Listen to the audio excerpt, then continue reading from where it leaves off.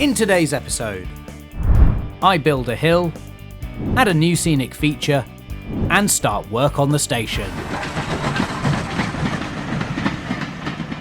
Hello everyone, welcome back to my channel, That Model Railway Guy, for episode 9 of building a TT120 model railway. This episode has very kindly been sponsored by D-Rails Model Shop, who are long-time supporters of the channel, and I'll be talking more about them a little bit later on. Now, the main focus of today's video is going to be a pretty major part of the layout, the terminus station on the upper level. While other parts of the layout already have fairly complete looking scenery, the station doesn't even have any ballast yet, so I thought it was about time I made a start on this area. Don't forget, this layout is booked to appear at the Spa Valley Railway's Model Railway weekend in September, so I really do need to crack on with the scenics. Gradually, I'm starting to work my way across the entire layout, filling in all the gaps, and while there's still lots of small little details to add overall, I'm pretty confident that I'll get all the major areas done. So, without further ado, let's head over to the layout and look at where things stand at the moment. I've made a lot of progress on the scenics for the layout so far, but most of this has been focused on the right-hand side of the layout for the countryside scene. That said, I am starting to move into the urban area now, with the retaining walls and tunnels being completed in the last episode. Today though, I want to start work on the station itself and get some of the basic scenery in place, and this gives a good example of working backwards to figure out what jobs need to be done first. For example, before I ballast the station area, I have to complete the landscaping around the bridge, which you can see is still unfinished. But before I can do that, I need to glue some of the retaining walls in place so that I can build the land up around them. Then before I do that, I want to put a little bit of an interior inside the open garage door, so in reality this is where I need to start. With the arches removed, I'll paint the baseboard grey in this area just to simulate some hard standing. This isn't going to be a really detailed scene, so I'm not going to worry about the texture for the floor, but essentially I just want to give the impression that there is an interior to the garage. I've made up a small sheet of laser cut brickwork, which was then painted to match the rest of the brick on the layout. This was then glued inside to act as a backdrop for anyone who gets right down and looks through the door. With that now in place, I'll add some PVA along the top of the upper level just so that I can glue the arches in position.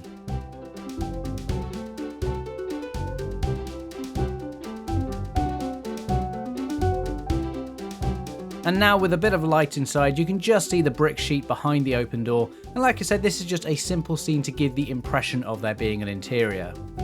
It'll also stop you being able to see the trains passing by just behind this area too, which is an added bonus. With the arches now glued in place, I'm going to build up the landscape to blend it into the upper level here. I'm using XPS foam again for this, just like I've used on the rest of the build, and this is all packing materials that I'm reusing rather than just throwing away.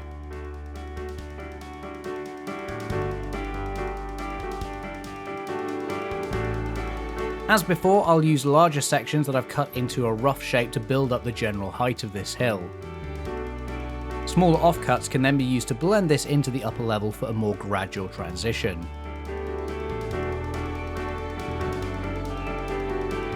With the XPS foam glued in place, I can then cover all of this with a layer of mod rock, and that will give me a nice surface to add the scenics to. And you can see why I wanted to have the arches fixed in place before doing this, as the landscape cuts right across that final arch. This little area is then painted brown as well in preparation for the scenics. As always, I'm using cheap acrylic poster paints for this, and I've added a little bit of black into the brown just to get more of a mud colour. When the paint is dry, I'm then going to continue the wall that runs along the back of the field, having it run up this new hill. This is where my flexible dry stone walling really comes into its own, as unlike rigid sections of walling, this has no trouble bending up the very steep hill. And I'll add one final section here just to join it onto the retaining wall. PVA glue is then added all over the hill so that I can start adding some flock and scatter for the scenics. I'm going to use exactly the same process I've used across the rest of the layout, starting off with the Woodland Scenics ground base layer.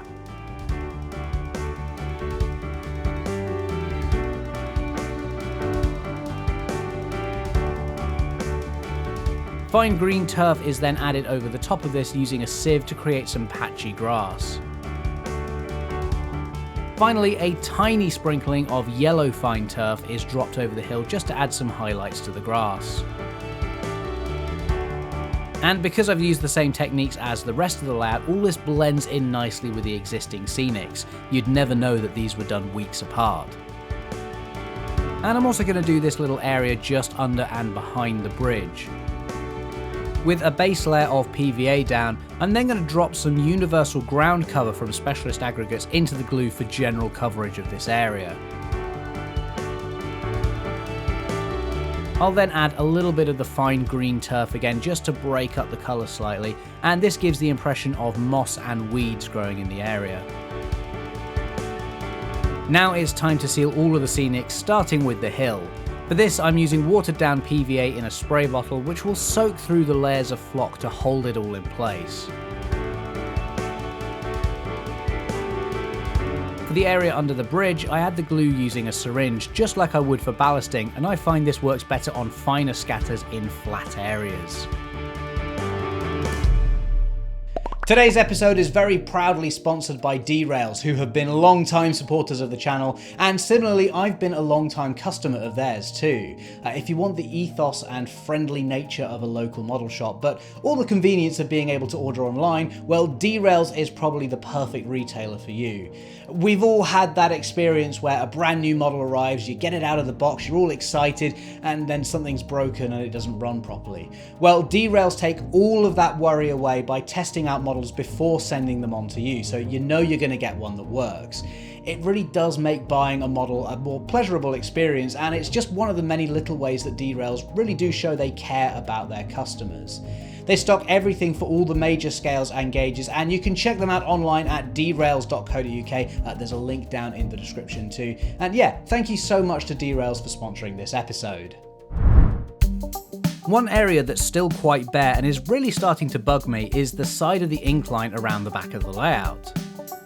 On one side of this I have the rock face, while down towards the bridge I have some of the brick texture. While I could have extended this down the full length of the section, I wanted something a bit more green, as this is supposed to be the countryside part of the layout. I've got a plan though to add some homemade polyfiber to this gap to hopefully cover it up, and as usual that means putting down some PVA first. The polyfiber is essentially just a very thin canopy of green which I can drape over the side of the incline, and this gives the impression of weeds and vines growing up the side of the wall. Because there's limited clearance to the railway lines below, rocks or even clump foliage would stick out too much, so this is a good compromise. And again, this creates a nice green backdrop for the farm and countryside scene, so nothing too industrial or urban. At the bridge end of this section, I'm overlapping it with the brick texture slightly, just so these two blend into each other nicely. And for the little tufts that are sticking up on top, I just add a bit of glue to the rear of the polyfiber and then push it down into the surface.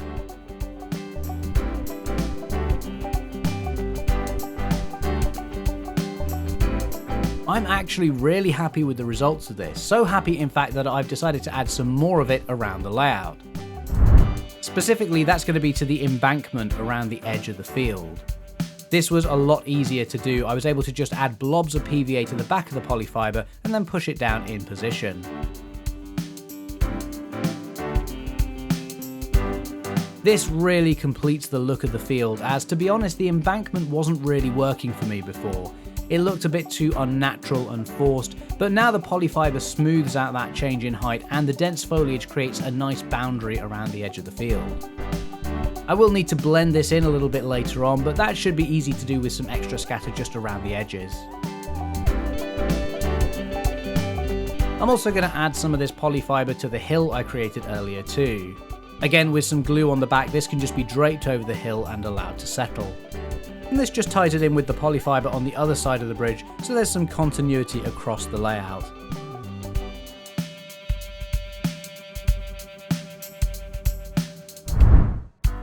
Before I finally start work on the station, there's one little job left to do.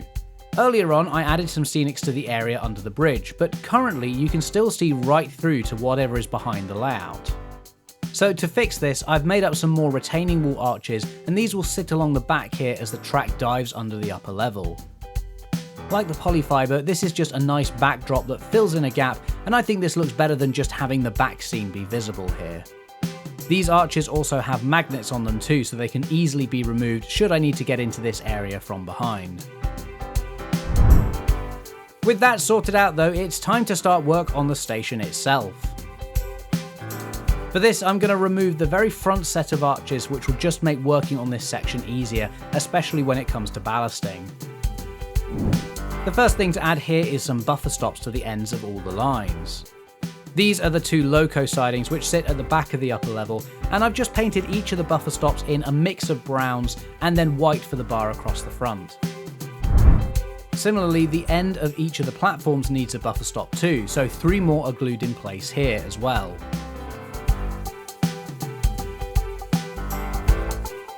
That's the final buffer stop for the moment, so now I can move on to the platforms. Now for these, I've designed a modular set of platforms with sections that can be clipped together depending on the length needed. This was just one of my prototypes that I was trying out some painting techniques on, but in addition to this I also have a half-length section and a set of ramps too.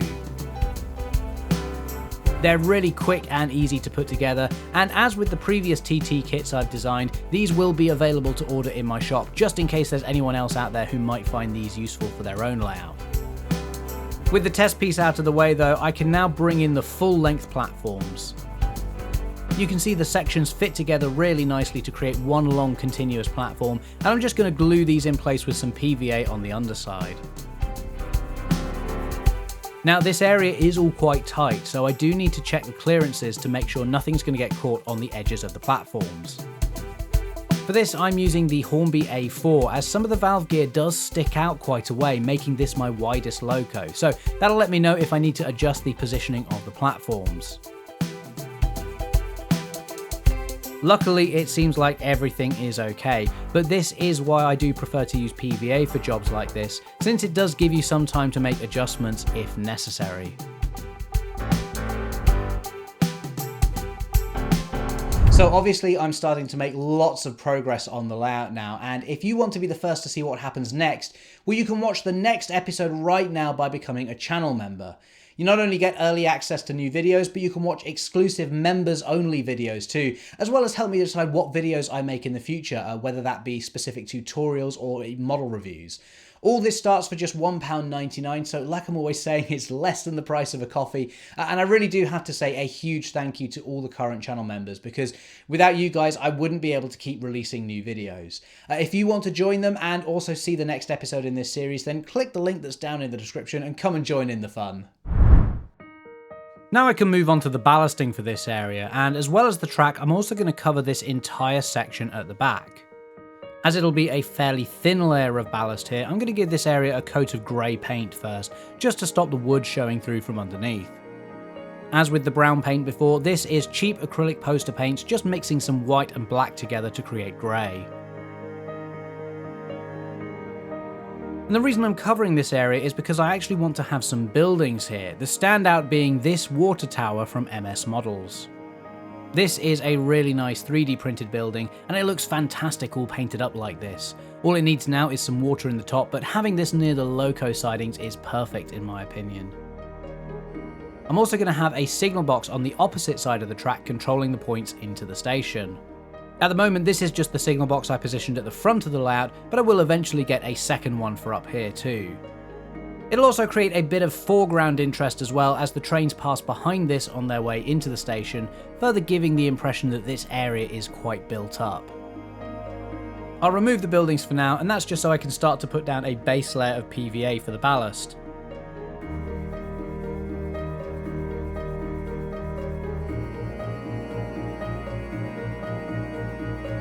A thin layer of ballast is then dropped into the glue. Once the bottom layer dries, I'll hoover up any excess. This will create a nice flat surface for the buildings to sit on, and then I can blend them in with some foliage or additional ballast later on. And as you can see, this matches really nicely with the existing ballast around the points. I'll now ballast the track itself, and I'm doing this using the more standard technique of dumping loose ballast in the area and using a brush to spread it out.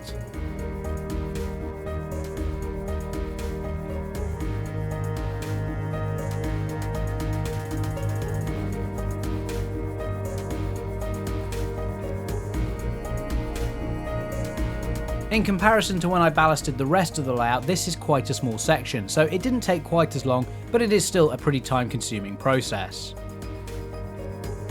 That said, I recently posted a reel of me doing some ballasting over on Instagram, and that has had over 3 million views, so I guess that means I should be making more ballasting videos.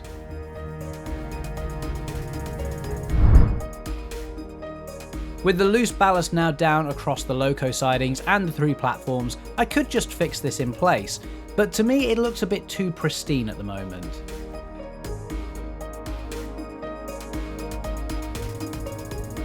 As locos and trains would be sat for long periods of time in this area, I'm going to add some coal dust just to dirty things up a bit.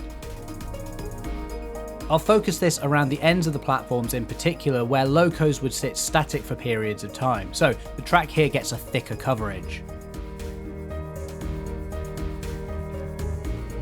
And the same goes for the loco sidings too.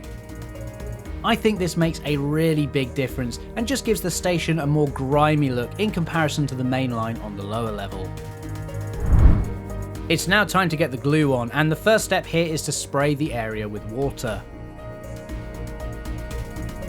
Then I'll add the usual watered down glue, which is a 50-50 mix of PVA and water with a drop of washing up liquid added afterwards. This process is then repeated across all of the track. I have to admit, this coal dust really doesn't like the glue, as even with the washing up liquid it tends to clump up.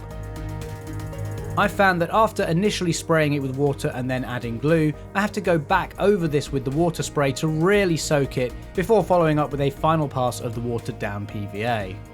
That does seem to be enough to get it to settle rather than clumping up, but generally I try not to use this stuff too much just because it is kind of difficult to work with. With the glue added to all of the ballast though, I can now leave this overnight to dry.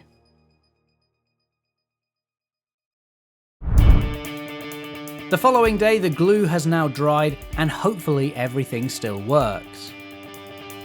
I've given the rails a quick clean just to remove the dried PVA from the top, so now we can give it a test and try running a train into the station.